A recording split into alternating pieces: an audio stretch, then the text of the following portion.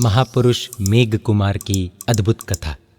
हमारे जैन शास्त्रों में जीव दया का इम्पोर्टेंस बताती हुई एक ऐसी कहानी आती है जो करुणा की, कंपैशन की एक्सट्रीम मिसाल है। आइए जानते हैं भरे हेसर सज्जाए के महापुरुष मेघ कुमार की अद्भुत कथा। बने रहिए इस वीडियो के अंत तक। राजगृही नगरी, जहाँ पर प्रभु महावीर स्वामी के सबसे ज़्यादा चातुर्मास हुए हैं, एक बार विहार करते करते प्रभु महावीर राजगृही नगरी में पधारे। प्रभु महावीर देशना दे रहे थे। उस देशना को, प्रीचिंग्स को सुनकर राजगृही के महाराजा श्रेणिक के पुत्र मेघ कुमार के मन में वैराग्य भाव आया और वे अपने माता पिता यानी कि महाराजा श्रेणिक और धारिणी रानी के पास गए और उनसे दीक्षा लेने की परमिशन मांगी। मेघ कुमार को वे बहुत प्रेम करते थे, प्यार करते थे। मेघ कुमार की इस इच्छा को सुनकर श्रेणिक राजा और धारिणी रानी ने कहा, बेटा तू तो बहुत कोमल है, राजमहल की सुख सुविधाओं में पला बढ़ा है, दीक्षा जीवन बहुत कठिन होता है और संयम जीवन में आने वाले उपसर्गों का, कठिनाइयों का सामना करना तेरे बस की बात नहीं है। मेघ कुमार ने कहा, पिताजी, माताजी, हो सकता है कि संयम जीवन का पालन करना मुश्किल हो, लेकिन मैं अब इस संसार से थक चुका हूँ और एक पल भी अब इस संसार में नहीं रहना चाहता हूँ। आपका मुझ पर अत्यंत राग है, स्नेह है, लेकिन मौत तो माता पिता के पास से भी पुत्र को छीन लेती है और इसीलिए मैं प्रभु की शरण में जाकर दीक्षा जीवन का स्वीकार करके मौत पर विजय करना चाहता हूँ। मेरे भावों को इतना मजबूत करना चाहता हूँ कि मौत भी मेरे पर भवों को यानी कि आने वाले जन्मों को बिगाड़ न पाए। मेघ कुमार की ये बातें सुनकर और उनके स्ट्रांग वैराग्य भाव को देखकर आखिरकार श्रेणिक महाराजा और धारिणी रानी ने उन्हें दीक्षा की परमिशन दे दी और बहुत ही एक्साइटमेंट और हैप्पीनेस के साथ मेघ कुमार ने प्रभु महावीर के हाथों से जैन दीक्षा स्वीकार की।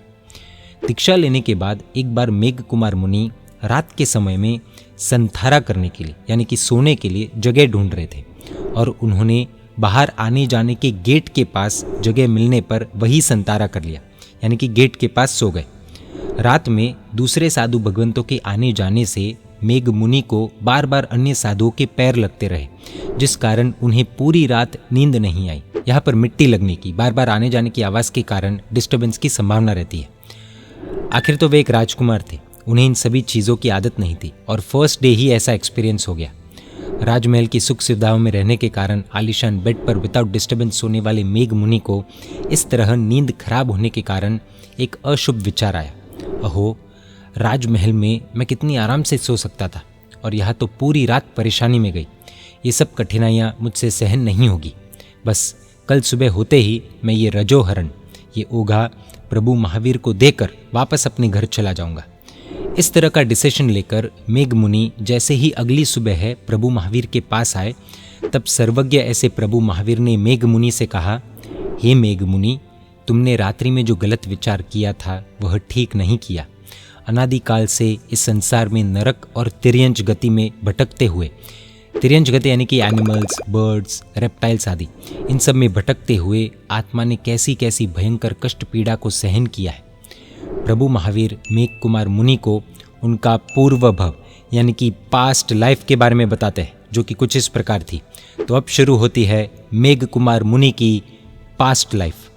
मेघ मुनि अपनी पास्ट लाइफ में एक हाथी थे, एलिफेंट, और उस भव में उन्होंने बहुत समतापूर्वक तकलीफ सहन की थी, जिसके रिजल्ट से उनका जन्म महाराजा श्रेणिक के यहाँ पर हुआ था। पूर्व के तीसरे भव में मेघ मुनि वैताड़े पर्वत के जंगल में मेरु प्रभह नाम के हाथी थे। एक बार जंगल में भयानक आग लगी और मेरु प्रभह हाथी को बहुत ज़्यादा प्यास लगने से वो पानी पीने के लिए एक तालाब में गया और वहाँ पर रास्ता भटक जाने से कीचड़ में फंस गया। तभी पिछले जन्म के किसी वैरी हाथी ने मेरु प्रभह हाथी पर दांतों से बहुत जोर से मारा और 7 दिन तक भयंकर दर्द सहन करने के बाद मेरु प्रभह हाथी की मौत हुई। मेरु प्रभह हाथी मरकर विंध्याचल पर्वत में 700 हथिनियों का स्वामी 4 दांत वाला हाथी बना। इस जंगल में भी एक बार आग लग गई। जंगल की आग को देखकर मेघ मुनि के जीव को यानी कि इस हाथी को जाति स्मरण ज्ञान हो गया। जाति स्मरण ज्ञान यानी कि पास्ट लाइफ मेमोरीज याद आना। उस फॉरेस्ट फायर से बचने के लिए हाथी ने 1 योजन प्रमाण यानी कि लगभग 12 किलोमीटर जितनी ज़मीन को एकदम साफ कर दिया, क्लीन कर दिया, यानी कि पेड़ आदि सब कुछ वहाँ से हटा दिए। जो भी नई घास उगती उसे भी वह हाथी उखाड़ कर फेंक देता। एक बार उसी जंगल में अचानक चारों तरफ आग लग गई। आग से बचने के लिए जंगल के सभी जानवर ये हाथी की बनाई हुई उस प्लेन सेफ जगह पर आ गए। मेघ मुनि का जीव यानी कि वो हाथी का जीव भी वहीं पर एक साइड में खड़ा था। जंगल में तो अनेकों पशु रहते, तो सब बचने के लिए यहाँ पर इकट्ठा हो गए। खचाखच पूरा प्लेन ग्राउंड भर चुका था, हिलने के लिए भी जगह नहीं थी। अचानक उस हाथी के पैर में खुजली आ जाने के कारण उसने अपना एक पैर ऊपर किया, ऊंचा किया, और उसी समय खाली जगह देखकर एक खरगोश आकर वहां पर बैठ गया। जैसे ही यह हाथी अपना पैर नीचे रखने लगा, तब उसने पैर रखने की जगह पर बैठे इस खरगोश को देख लिया और हाथी के मन में करुणा भाव आ गया। मेघ मुनि का जीव यानी कि यह हाथी का जीव सोचता है कि अगर मैंने अपना पैर नीचे रखा तो यह बेचारा खरगोश मर जाएगा, और इस प्रकार दया के, काइंडनेस के कारण उस हाथी ने अपना पैर ऊंचा ही उठाए रखा, हवा में ही रखा। लगभग 2.5 दिन तक आग बुझी नहीं और सभी जानवर उसी सेफ जगह पर रहे। 2.5 दिन के बाद आग के शांत हो जाने के बाद सभी जानवर वापस अपनी अपनी जगह जाने लगे। लेकिन इस हाथी ने खरगोश की रक्षा के भाव से जो 2.5 दिन तक यानी कि 2.5 डेज तक लगातार पैर को ऊंचा उठाए रखा था, इस कारण से हाथी का पैर अकड़ गया। पैर को नीचे रखने की कोशिश में हाथी का बैलेंस बिगड़ गया और वो धड़ाम से नीचे गिर गया। उसके बाद 3 दिन तक भूख और प्यास की पीड़ा को सहते हुए हाथी की लाइफ पूरी हो गई, और खरगोश पर की गई जीवदया के प्रभाव से, इस रिजल्ट से वह हाथी का सीधा श्रेणिक महाराजा के पुत्र मेघ कुमार के रूप में जन्म हुआ। एक हाथी होते हुए भी इतनी करुणा, दया, कंपैशन का गुण उसमें था कि खुद की चिंता किए बिना उस रैबिट की रक्षा उस हाथी ने की। तो वही हाथी का जीव जन्म लेता है श्रेणिक महाराजा के पुत्र मेघ कुमार के रूप में, और प्रभु महावीर से दीक्षा ग्रहण कर और रात में नींद अच्छी नहीं होने के कारण यही मेघ मुनि रजोहरण लौटाने प्रभु महावीर के पास जाते हैं, और प्रभु महावीर मेघ मुनि को उनके पूर्व जन्मों की ये पूरी स्टोरी बताते हैं।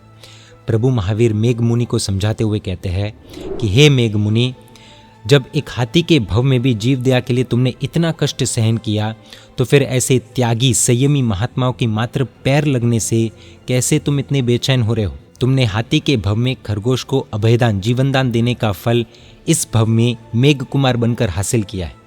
अब तो तुम दुनिया के सभी जीवों को अभयदान देने वाले जैन साधु बने हो, और इसीलिए इस दीक्षा जीवन का अच्छे से पालन करो और अपने आप को इस भव सागर से पार उतारो।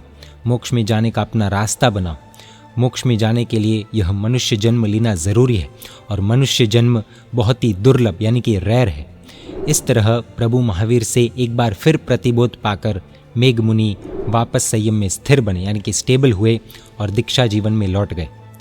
मेघ मुनि ने गलत विचार करने के द्वारा जो पाप कर्म बांधे थे, उनका मिच्छामि दुक्कडम मांगकर, क्षमा मांगकर एक दृढ़ संकल्प किया कि आज के बाद मैं आंखों को छोड़कर शरीर की सार संभाल यानी कि केयर नहीं करूँगा। इस तरह कठिन अभिग्रह लेकर निरअत्याचार संयम जीवन का पालन करते हुए अपनी लाइफ के एंड में मेघ मुनि का समाधि मरण हुआ, और उनकी आत्मा विजय नाम के अनुत्तर देवलोक में देव बनी। वहाँ से मेघ मुनि की आत्मा महाविदेह क्षेत्र में जन्म लेकर मोक्ष में जाएगी। आइए देखते हैं इस अद्भुत कथा की लर्निंग्स। लर्निंग नंबर 1, हाथी ने खुद प्लेन लैंड बनाया था, लेकिन जब आग लगी तो जंगल के सभी पशु उधर सहारा लेने पहुंच गए। तब हाथी के जीव ने ऐसा नहीं सोचा कि जब मैं मेहनत कर रहा था तब तो किसी ने सपोर्ट किया नहीं, और अब आ गए सब। 2.5 दिन के बाद जब सब निकल गए होंगे तब हो सकता है कि किसी ने भी धन्यवाद तक नहीं दिया होगा, लेकिन फिर भी हाथी के जीव को बुरा नहीं लगा। हाथी का जीव जब नीचे गिर पड़ा तब भी कोई भी हेल्प करने नहीं आया।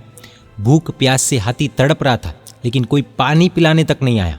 हाथी ने ऐसा नहीं सोचा कि मैंने इन लोगों की जान बचाई और पानी भी नहीं पिला रहे। हाथी का जीव इतना सब कुछ होते हुए भी प्रसन्न था। कारण क्या? Simple, no expectations. इतना बड़ा उपकार करने के बाद भी नो एक्सपेक्टेशंस। जीवों को बचाने का जो आनंद था उसमें वह हाथी का जीव इतना खो गया कि भूख प्यास पीड़ा उस हाथी को दुखी ही नहीं कर पाई। कोई भी सिचुएशन हमें सुखी या दुखी नहीं कर सकती, बल्कि हम उस सिचुएशन में क्या सोचते हैं उस पर निर्भर करता है कि हम सुखी होंगे या दुखी। हमें भी एक बार तो लग जाएगा कि बाकी पशु कितने मतलबी निकले, कोई हेल्प करने भी नहीं आया, लेकिन खुद हाथी के जीव को ज़रा सा भी बुरा नहीं लगा। उल्टा वो तो आनंद में था कि इतने जीवों की रक्षा हो पाई, स्पेशली उस खरगोश की।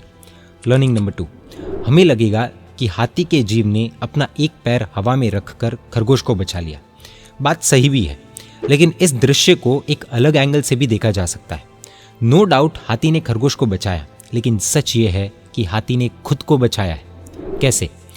हाथी ने खरगोश को बचाकर खुद का अनंत संसार सीमित कर दिया। नेक्स्ट 3 भव्य मोक्ष। हमें नहीं पता कि और कितने जन्म मरण यह हाथी के होने वाले थे, लेकिन खरगोश को बचाकर खुद की जन्म मरण की साइकिल यह हाथी ने स्टॉप कर दी। अर्थात हाथी ने खरगोश को नहीं बल्कि खुद को बचाया है। हम किसी को जब चीट करते हैं तो ऐसा सोचते हैं कि हमने उसे उल्लू बना दिया, लेकिन सच ये है कि हम खुद को उल्लू बना रहे हैं, क्योंकि आज नहीं तो कल हम उल्लू बनने ही वाले हैं। यानी कि किसी और को नहीं बल्कि खुद को उल्लू बनाने की एडवांस बुकिंग कर रहे हैं। कर्म फिर से आने ही वाले हैं। इसी तरह किसी जीव को जब हम बचाते हैं तो एक्चुअल में उसे नहीं बल्कि हम खुद को बचाते हैं, खुद को बचाने की एडवांस बुकिंग कर रहे हैं। और जब हम किसी जीव की हिंसा करते हैं तब हम उस जीव की नहीं बल्कि खुद की हिंसा करते हैं, खुद की आत्मा की हिंसा करते हैं, खुद की हिंसा की एडवांस बुकिंग करते हैं।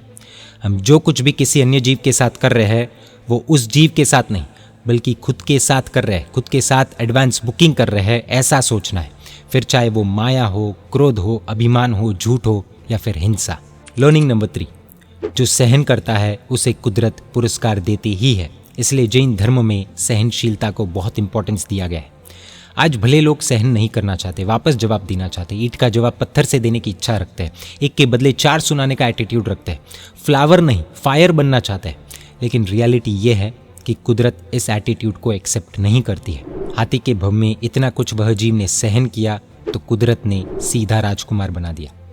लर्निंग नंबर 4, कई बार गुरु भगवंतों के द्वारा प्रेरणा पाकर, मोटिवेशन पाकर हम धर्म में एक स्टेप आगे बढ़ते हैं और कई बार अलग अलग प्रतिज्ञाएं भी लेते हैं, सौगंध लेते हैं, लेकिन सत्व कम पड़ने पर शायद उन प्रतिज्ञाओं का पालन नहीं कर पाते और ऐसे कठिन समय में हम खुद ही डिसीजन लेकर उन प्रतिज्ञाओं को भूल जाते हैं। मेघ मुनि को दीक्षा जीवन कठिन लगा, लेकिन उन्होंने खुद से डिसीजन नहीं लिया, खुद से दीक्षा नहीं छोड़ी। प्रभु महावीर ने दीक्षा दी थी तो प्रभु महावीर के पास गए और मोटिवेट करने पर फिर से दीक्षा जीवन में स्थिर बन गए। अगर खुद से ही डिसीजन लेकर दीक्षा छोड़ दी होती तो शायद बहुत बुरा परिणाम हो सकता था। इसलिए यदि गुरु भगवंत से कोई प्रतिज्ञा ली है और प्रतिज्ञा फॉलो नहीं हो पा रही है तो गुरु भगवंत के पास जाकर ही उसका सोल्यूशन लेना चाहिए। लर्निंग नंबर 5, जीवों को बचाने से भी मोक्ष हो सकता है। मेघ मुनि का जो मोक्ष होगा उसके मूल में कहीं ना कहीं जीव दया है। इस मामले में श्राविकाएँ बहुत लकी है, ऐसा कह सकते हैं, क्योंकि जो बहनें जयणापूर्वक रसोई का अद्भुत कार्य संभालती है उनके द्वारा हर रोज़ अनेकों जीव बचते हैं। कई बार श्राविकाओं के अलर्टनेस के कारण धान्य, फल, सब्जी आदि में आती लटे आदि जीव यदि दिख जाए तो श्राविकाएँ उनको बचाने का हर संभव प्रयास करती है। इस बचाने के आनंद में भी शायद मोक्ष का गोल अचीव हो सकता है। लर्निंग नंबर 6, हमें ये बात भी मन में आ सकती है कि ये जो हाथी की स्टोरी है वो फेक है। एक हाथी के पास क्या इतनी बुद्धि, इतने जीवदया के इमोशंस हो सकते हैं क्या? तो आपको बता दे कि एक बार गूगल सर्च करके देखिएगा, इमोशंस इन एनिमल्स डालकर देखना होगा। इंसान को भी सेल्फिशनेस के लिए अपना सर झुका देना पड़े, इतनी सेल्फलेसनेस यानी कि मदद करने की भावना एनिमल्स में भी होती है। हमारी स्टोरीज फिक्शनल, काल्पनिक नहीं है, इमेजिनेशन नहीं है, रियलिटी है। लर्निंग नंबर 7, एक ही जीव में कर्म और परिस्थिति के अनुसार कितना चेंज आ सकता है उसका मेघ कुमार का जीवन एक एग्जाम्पल है। जो जीव हाथी के भव में सहन करने के लिए रेडी है वह ही जीव मुनि के भव में बिल्कुल सहन नहीं कर सकता। इसलिए किसी भी जीव को जज करने का अधिकार हमें है ही नहीं। अच्छा बुरा हो सकता है, बुरा अच्छा भी हो सकता है। जय जिन शासन, जय महावीर।